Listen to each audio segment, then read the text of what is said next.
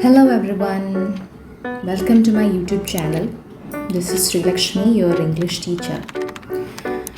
So, as a part of HSA English Marathon, here we are deviating the road to Module 8, first topic, which is schools, behaviorism, cognitivism and constructivism. Yes, the drama will be continued, but for today, let's learn 3 of these schools. Before detailed explanation of each of them, let's get an overview of these learning theories. Okay. So, behaviorism. Here the focus is on observable behavior. While in cognitivism, it is all about the mental processes. And coming to constructivism, it is the active construction of knowledge.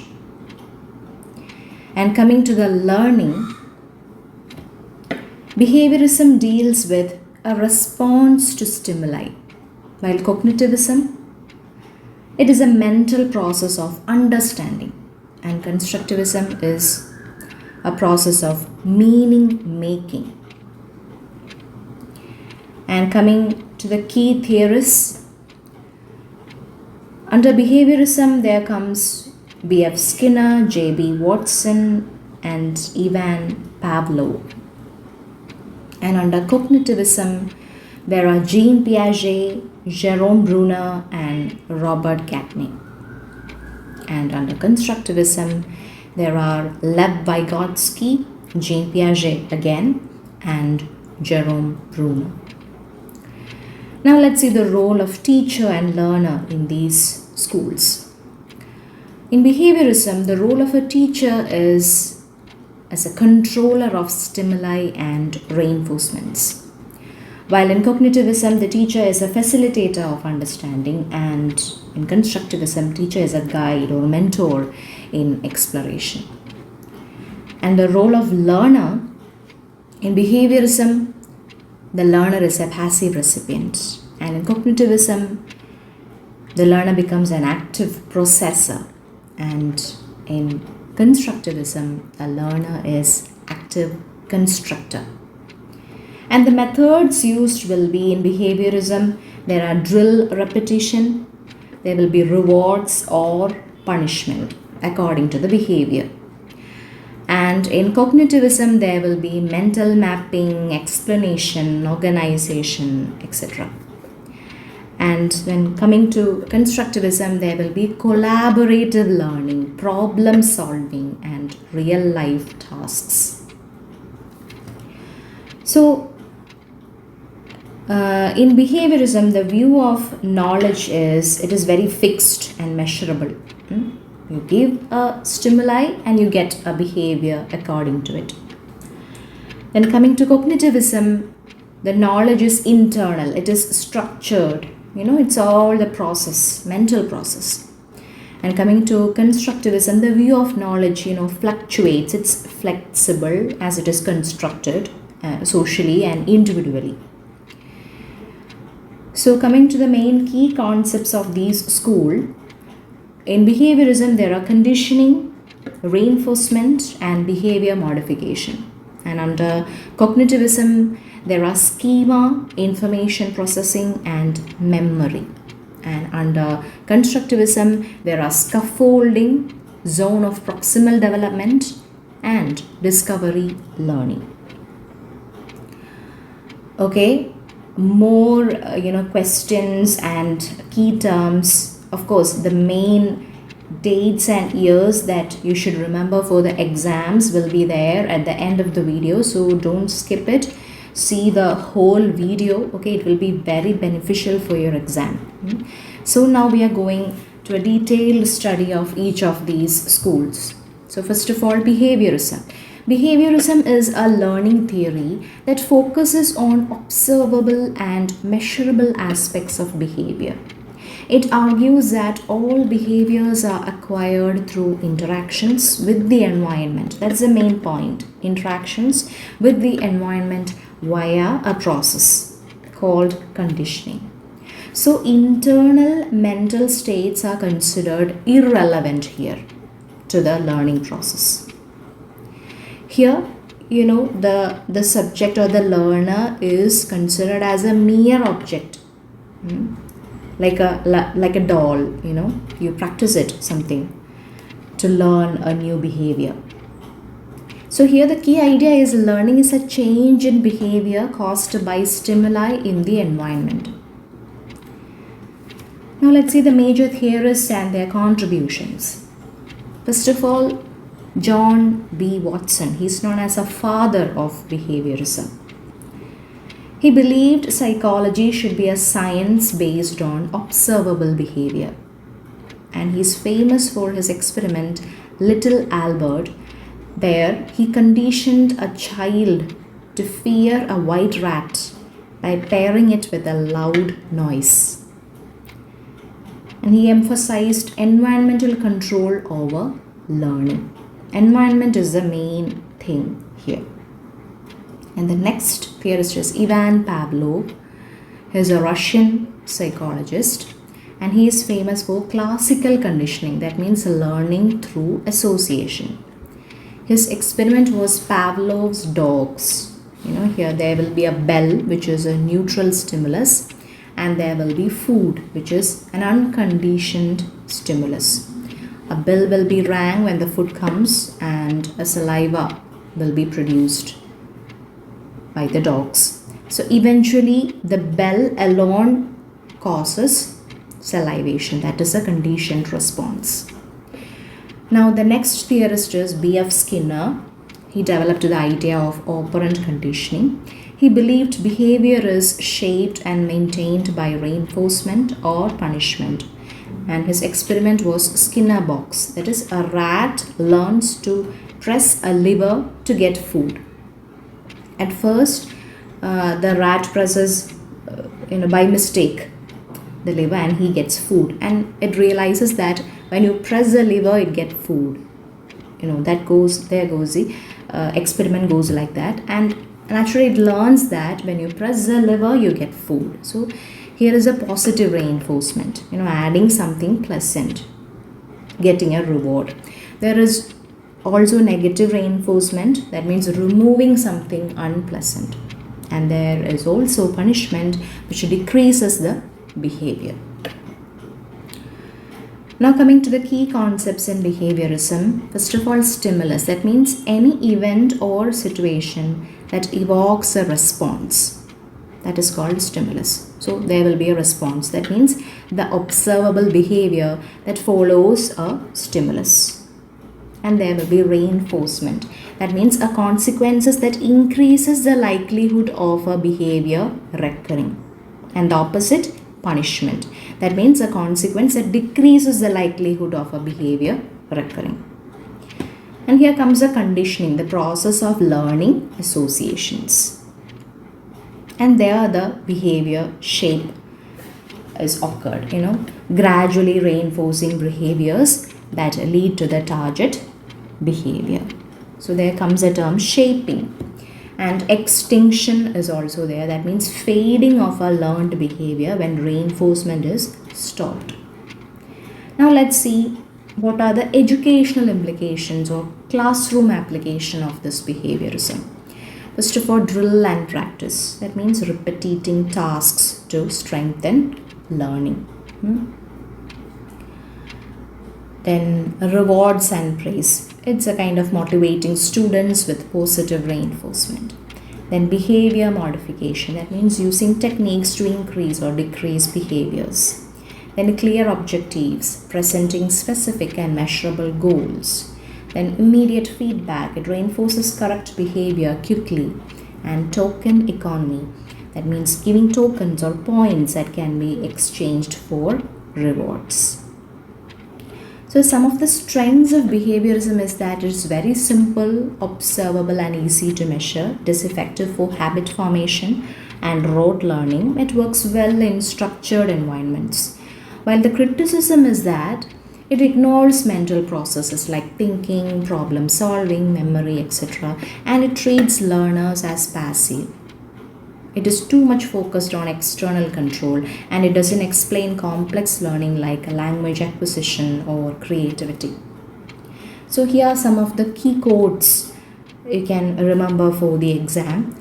Give me a dozen healthy infants and I will guarantee to take anyone at random and train him to become any type of specialist, by J.B. Watson.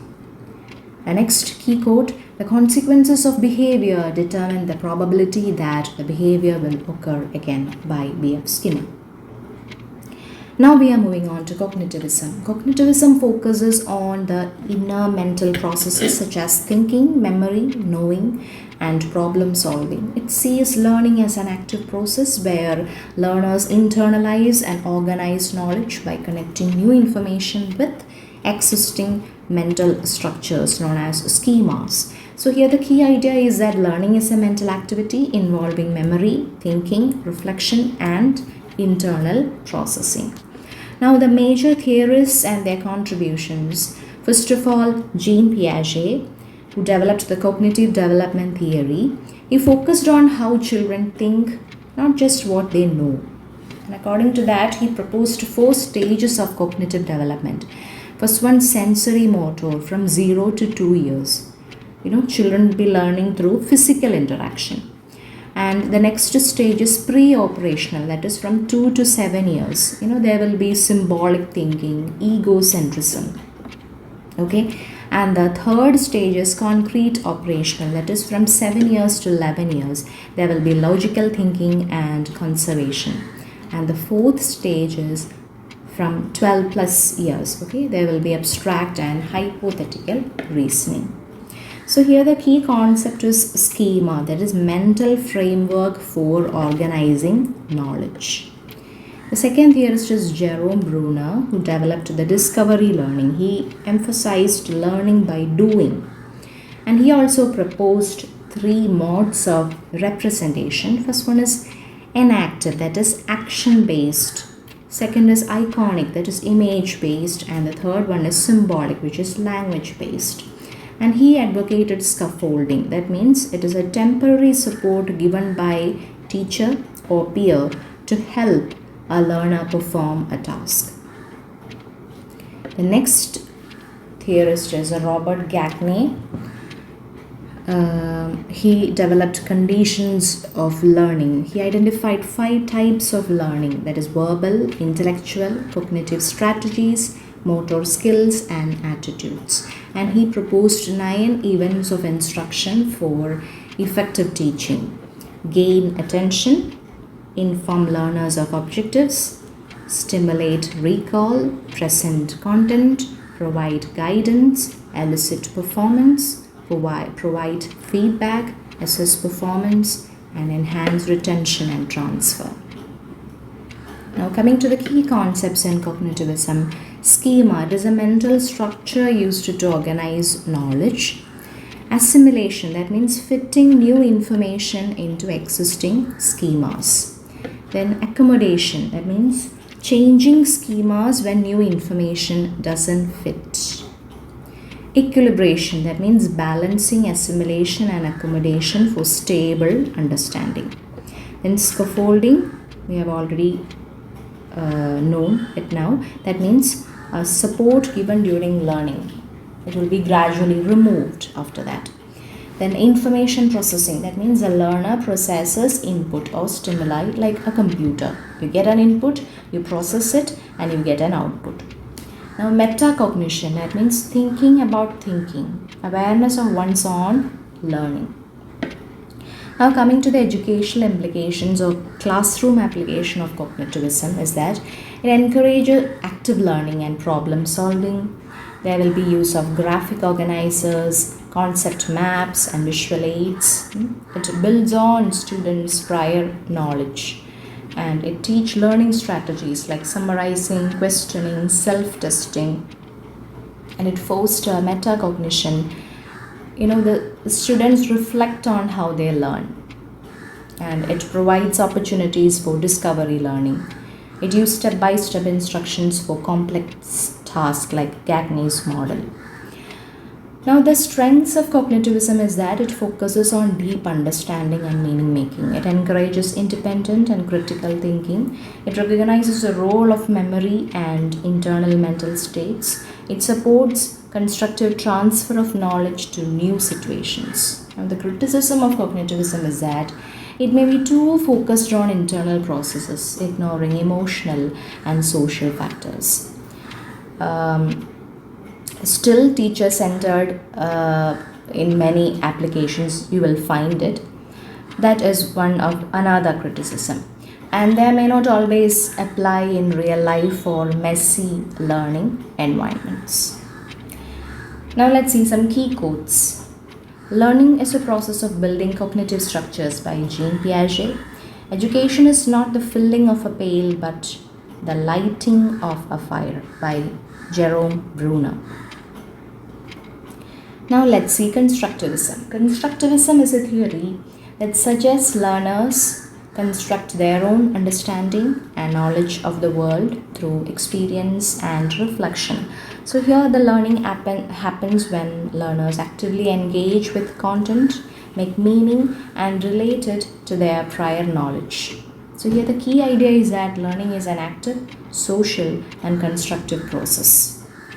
Here the major theorists and their contributions are Jean Piaget.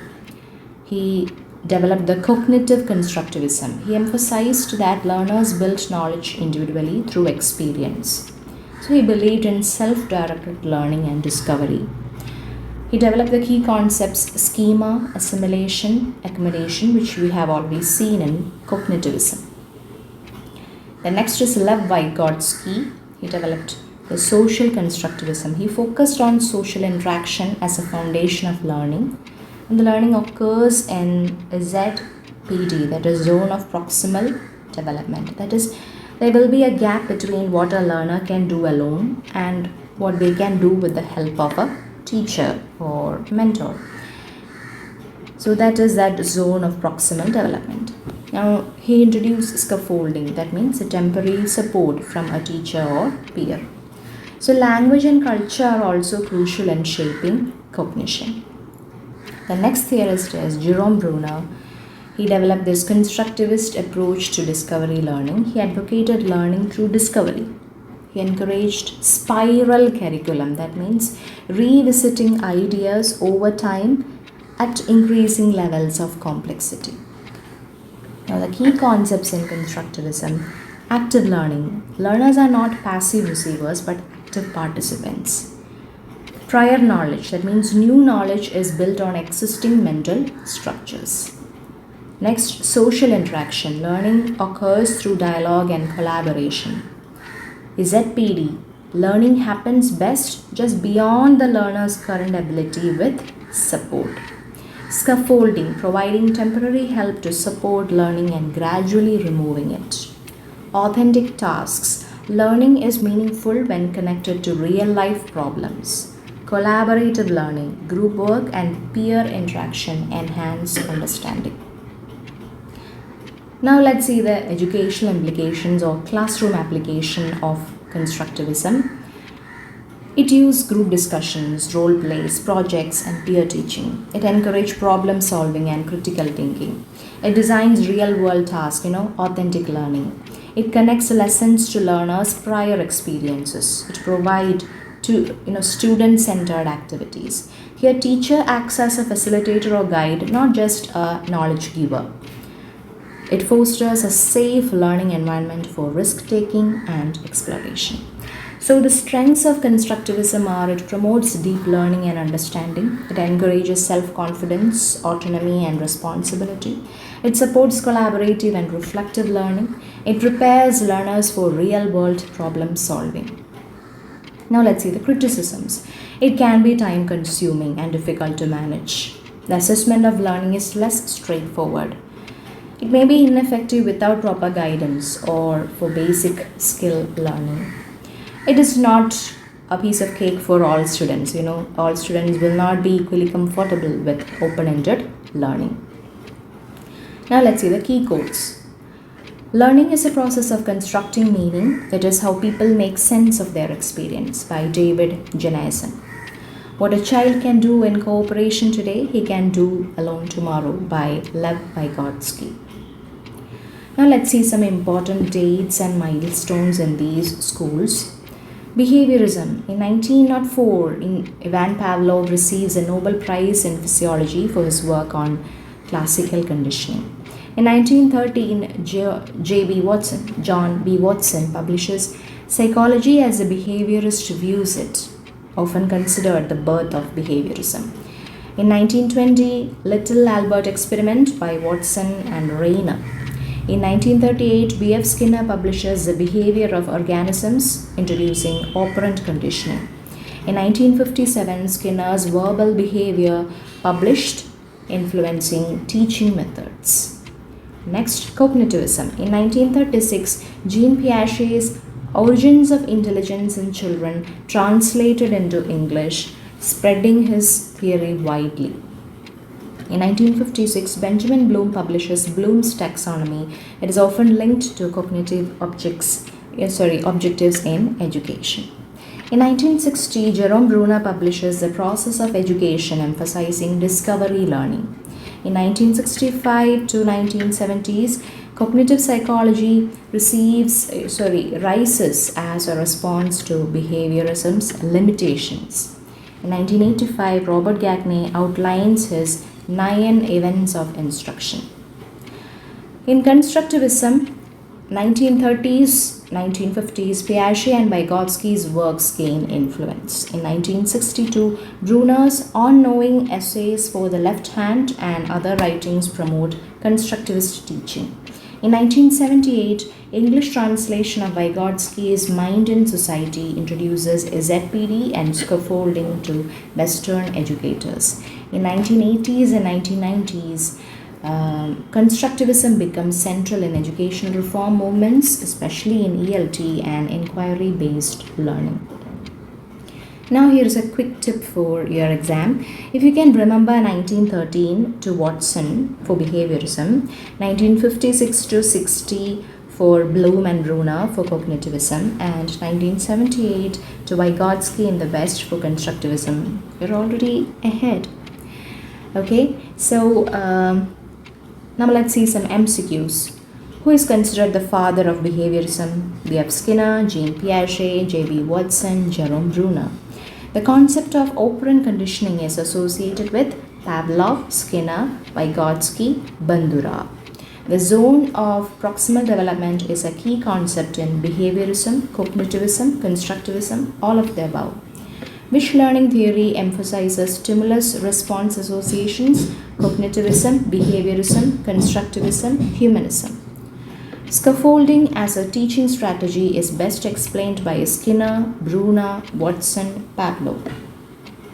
Now some fill in the blanks, okay? Dash believed that learners construct knowledge individually through experience. The Dash experiment by Watson and Rayner demonstrated classical conditioning in humans. According to Piaget, mental structures are known as, in operant conditioning, reinforcement dash the likelihood of a behavior occurring again.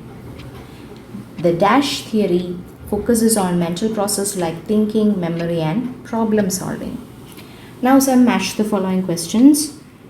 Theorists: Pavlov, Vygotsky, Bruner, Skinner, Piaget. Concepts: discovery learning, classical conditioning, zone of proximal development, operant conditioning, and cognitive development stages. Okay, find the answers by yourself and you can comment on the comment box below. Okay, so study well. See you in the next class. Bye.